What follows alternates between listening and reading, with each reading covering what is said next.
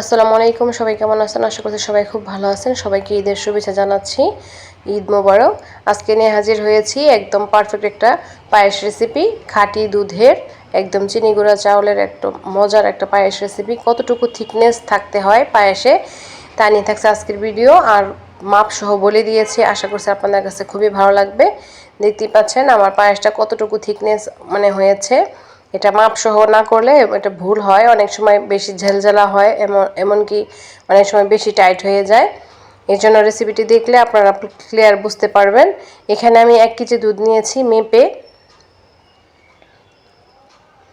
একদম খাঁটি যে গরুর দুধ থাকে সেটাই আমি নিয়েছি। এবার 1 কেজি দুধের সাথে আমি হাত দিয়ে মেপে আমি চিনি গুঁড়া চাউলটা যেটা থাকে সেটা আমি নিয়ে নিব। কালিজিরা যে চাউলটা থাকে, এই যে দেখতে পাচ্ছেন আমি হাত দিয়ে 1 কেজি চাউলে ঠিক এইভাবে এক হাতে এভাবে নিয়ে চালটা দিতে হবে, তাহলেই এক হাত, এরকম এক হাত দিলেই হয়ে যাবে। এখানে বেশি চাউল দেওয়া যাবে না, এমনকি এর চাইতে কমও দেওয়া যাবে না। যতটুকু দিয়েছি আমি এটাই হলো পারফেক্ট একটা মাপ। 1 কেজি দুধের জন্য এক হাতে যতটুকু চাউল আটে ততটুকু চাউলই লাগবে, এর চাইতে কম বেশি দেওয়া যাবে না। এখানে দুধটা আমি আগে বলক তুলতে দিলাম।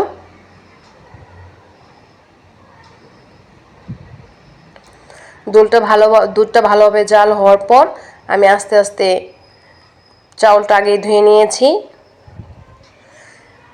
অবশ্যই দুধটা খুব ভালোভাবে জাল করে নিতে হবে, তাহলে খেতে ভালো লাগবে। আর এইদিকে দেখতে পাচ্ছেন দুধটা আমার বলক চলে আসছে। এবার আমি সেই আগে থেকে ধুয়ে রাখা চাউলটা দিয়ে নিলাম। এবার চাউলটা দিয়ে আমি খুব ভালোভাবে নাড়াচাড়া দিয়ে নিব। চাউল দেওয়ার সাথে সাথে ভালোভাবে নাড়াচাড়া দিয়ে নিতে হবে, তা নয় আবার তলায় লেগে ধরবে।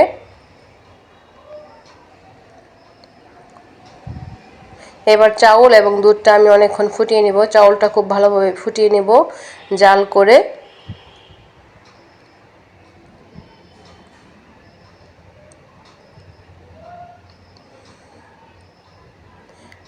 চাউলটা অনেকটাই ফুটে আসছে, প্রায় অর্ধেক হয়ে গিয়েছে ফোটা।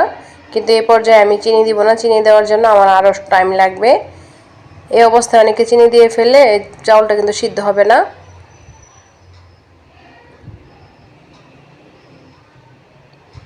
এই পর্যায়ে আমি জালটা একটু কমিয়ে একটু ঢেকে রেখে দিলাম, যেন চাউলটা পারফেক্টভাবে ফুটে যায়।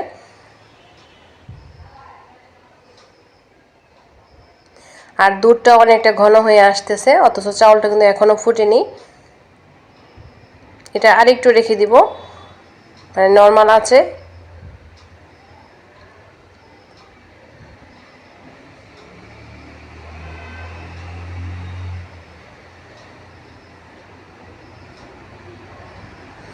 এই পর্যায়ে বারবার নাড়াচাড়া দিতে হবে। আর এখন এখন আমি এই যে চাউলটা নিলাম মোটামুটি সিদ্ধ হয়ে গিয়েছে, কিন্তু ভিতরের মাঝ রয়নি এবং উপর থেকে সিদ্ধ হয়ে গিয়েছে।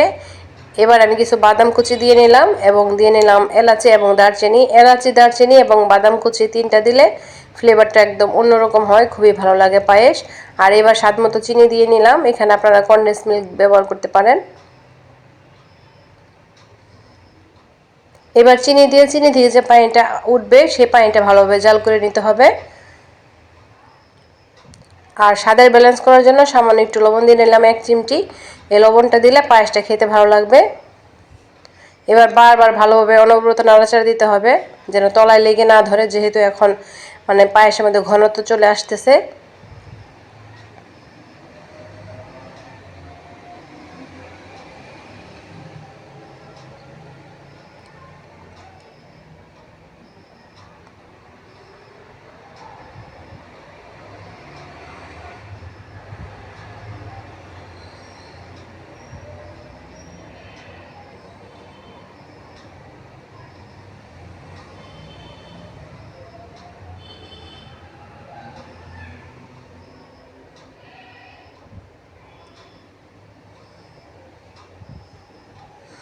এই পর্যায়ে খুব বেশি বারবার নাড়াচাড়া আমি দিয়ে নিচ্ছি।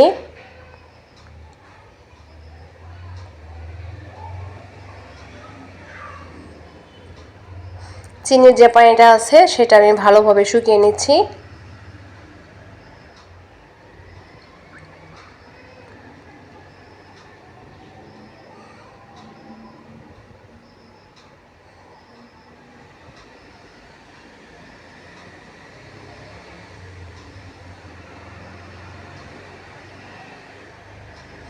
পায়েসের ঘনত্বটা দেখতে পাচ্ছেন, যখন উপর থেকে এরকম একটা লেভেলে চলে আসবে তখন বুঝতে পারবেন পায়েসটা মোটামুটি হয়ে যাচ্ছে।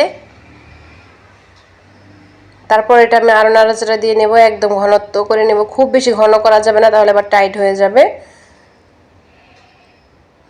মোটামুটি এই লেভেলে আমি নামিয়ে ফেলবো। এটা নামানোর পর ঠান্ডা হওয়ার পর আবার শক্ত হয়ে যাবে, মানে যতটুকু লাগবে ঠিক ততটুকুই থাকবে।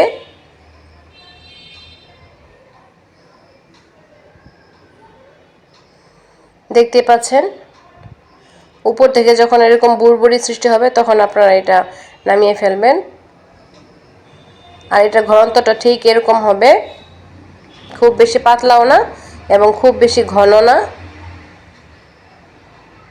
এই যে এই অবস্থায় নামিয়ে ফেলবেন, দেখতে পাচ্ছেন।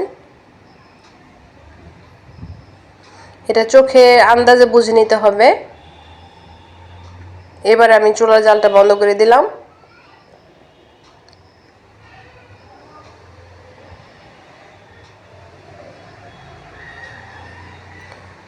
এবার একটা বাটিতে এটা আমি সার্ভ করে নেব।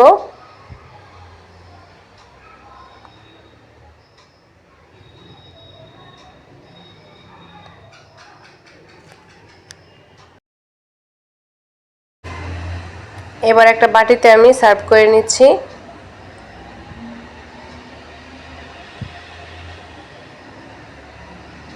ঘনত্বটা দেখতে পাচ্ছেন কোন লেভেলে হয়েছে, ঠিক এই লেভেলে মানে নামিয়ে ফেলবেন।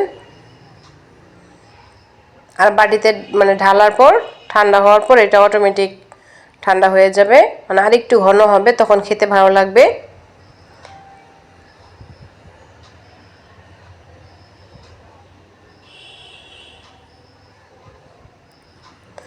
এই চিনি গুঁড়া বা কালো জিরা চাউলের এই পায়েসটা খেতে ভীষণ মজা হয়, ট্রাই করে দেখবেন। রেসিপির এই পর্যন্ত যারা চলে আসছেন প্লিজ একটা লাইক দিন, যারা নতুন আছেন সাবস্ক্রাইব করে বেল আইকন অন করে রাখতে পারেন। এবার আমি একটু গার্নিশ করে নিচ্ছি পেস্তা বাদাম দিয়ে এবং কিশমিশ দিয়ে।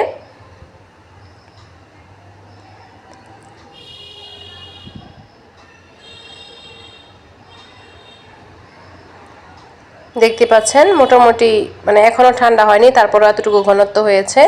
চামিচের মানে সাথে খুব সুন্দরভাবে চলে আসতেছে, মানে পড়েও যাচ্ছে না। সেম এরকম হবে পায়েসটা, এরকমভাবে পায়েস করে খেলে ভীষণ মজা হয়। এখানে যদি আপনারা গরু দুধ দিতে পারতাম, মানে আমি দিতাম, তাহলে এটা আরও ঘন মানে দেখাতো, আরও লাল হতো, আরও বেশি মজা লাগতো। কিন্তু তারপর আমি যেহেতু দেশি খাঁটি গায়ের দুধ দিয়েছি, একদম পারফেক্ট হয়েছে। আশা রাখছি আজকের এই পায়েস রেসিপিটা আপনাদের কাছে ভালো লেগেছে। আর দেখা হবে নেক্সট রেসিপির সাথে। সে পর্যন্ত সবাই ভালো থাকেন, আমাদের জন্য দোয়া করবেন। সবাই ভালোভাবে ঈদ কর। আসসালামু আলাইকুম ওয়া রাহমাতুল্লাহি ওয়া বারাকাতুহু। আল্লাহ হাফেজ। Take care everybody.